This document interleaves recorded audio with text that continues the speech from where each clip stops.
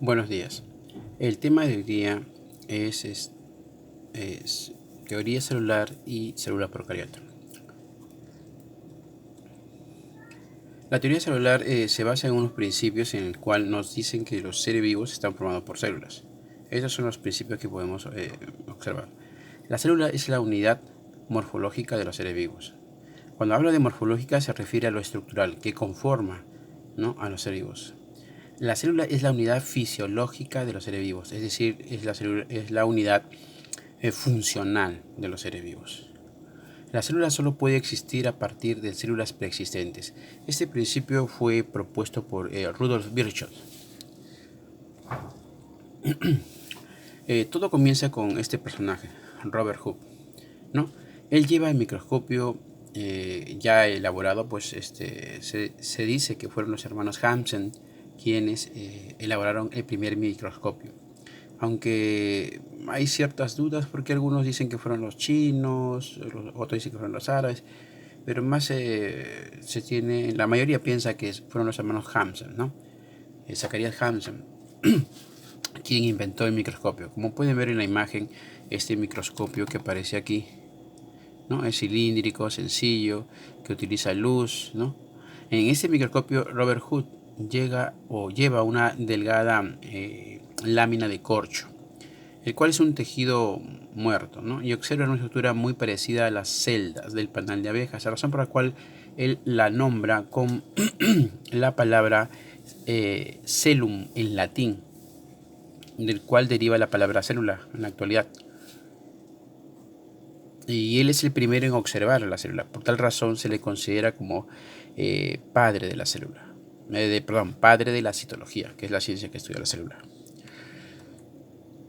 Él publica su libro, el nombre de su libro es Micrografía. En él hace descripciones de lo que observa en el microscopio, ¿no? Recuerden que lleva una delgada lámina de corcho. El corcho es un árbol, como pueden ver ahí en la imagen. De su corteza se obtiene el corcho que nosotros conocemos, que vemos en los vinos, ¿no?, como tapón de vino. Ese es el corcho. Él cortó una delgada lámina de corcho y lo llevó al microscopio y observó esta estructura que ven acá.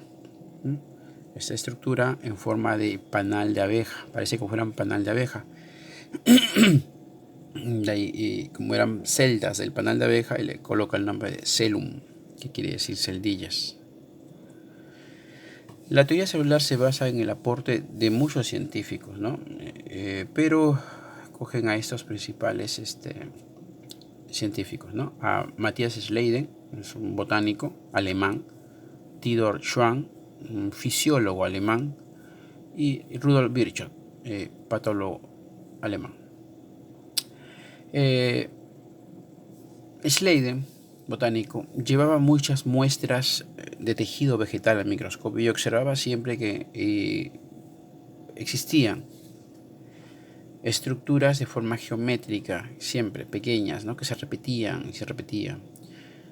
Theodor Schwann, como era fisiólogo, bueno, en los libros de colegio aparece que él era un zoólogo, pero en realidad era un fisiólogo. Entonces, si vas a responder en el examen, tienes que responder lo que dicen en el colegio, o sea, zoólogo. Ya, era un fisiólogo. Los fisiólogos o la fisiología es la ciencia que se estudia el funcionamiento de los órganos. Por lo tanto, él, para poder estudiar el funcionamiento de órganos, tenía que trabajar con tejido animal. Entonces llevaba al microscopio muchas muestras de tejido animal. Y también, al igual que lo que había visto Schleiden en las vegetales, Theodor Schwann observó unos tejidos de animales, la repetición de muchas estructuras, ¿no?, los tejidos. Entonces, Schleiden decía, bueno, que todas las plantas están hechas por unidades o formadas por unidades estructurales llamadas células, y él también. Todos los animales están formados por unidades estructurales llamadas células. Al fusionarse la idea de estos dos señores, porque recuerden que los animales y los vegetales son seres vivos, ¿no?, entonces nace pues esta teoría celular. Por tal razón, a estos dos personajes, y a veces incluyen a él, los llaman precursores de la teoría celular. Rudolf Virchow propone pues la frase, ¿no?, ogni cellulae ex cellulae, que quiere decir toda célula proviene de otra preexistente. O sea, que quiere decir que la célula no aparece, no es que aparezca de la nada, siempre aparece porque hay un antecesor a él, ¿no? Entonces, la idea de la reproducción. Entonces, estos son los personajes que son considerados los precursores de la teoría celular. Lo que les había mencionado, ¿no? En 1838, Matthias Schleiden y Theodor Schwann, ¿no? Dicen, todas las plantas y animales se componen de células. En 1855, Rudolf Virchow postuló que toda célula proviene de otra preexistente, ¿no? En su frase Omni cellulae ex cellulae.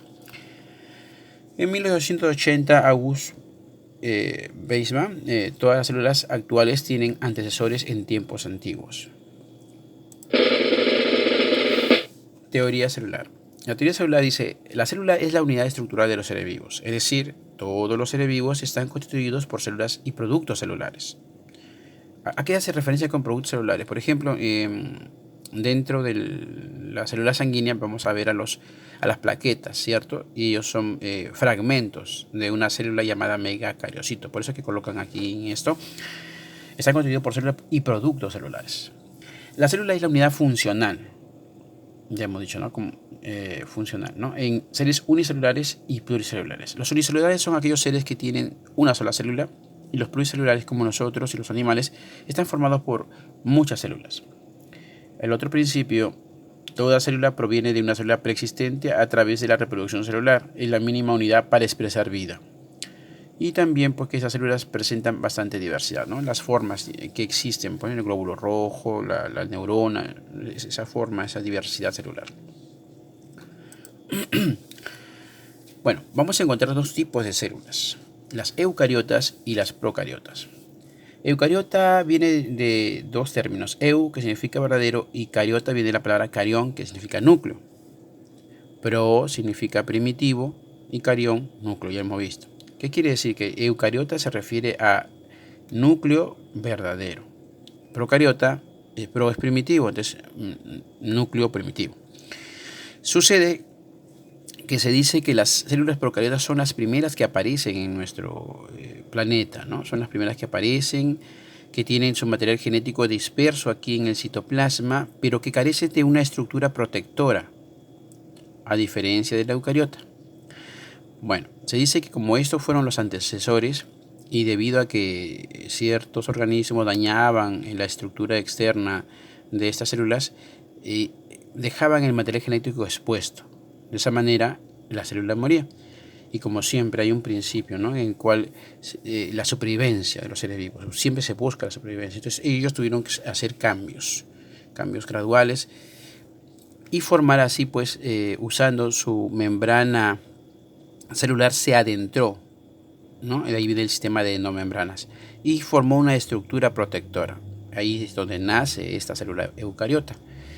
La membrana se adentró formando una estructura que protegía el material genético. Entonces, esta es la célula evolucionada, que se originó a partir de esta, que no tenía esta estructura protectora llamada carioteca o membrana nuclear. Bien. Dice, las células eucariotas son todas las que tienen su material hereditario fundamental, o sea, el ADN, encerrado dentro de una doble membrana, la envoltura nuclear, ¿no? La membrana nuclear, la carioteca, que delimita un núcleo celular. Igualmente, estas células vienen a ser microscópicas, pero de tamaño grande y variado, comparado con las otras células. Ya, estas quieren decir que son mucho más grandes que estas de acá, ¿no? Las células procariotas. En las células procariotas vamos a encontrar a las bacterias, ¿no? Es una célula sin núcleo. Núcleo es la estructura, o sea, es decir, esta envoltura nuclear que tienen las eucariotas más el material genético, ese es núcleo. Entonces, aquí en las procariotas dice, es decir, su ADN no está confinado en el interior de un núcleo. Como ellos no tienen núcleo, pero sí tienen una estructura o una condensación aquí muy parecida al núcleo, a esto se le llama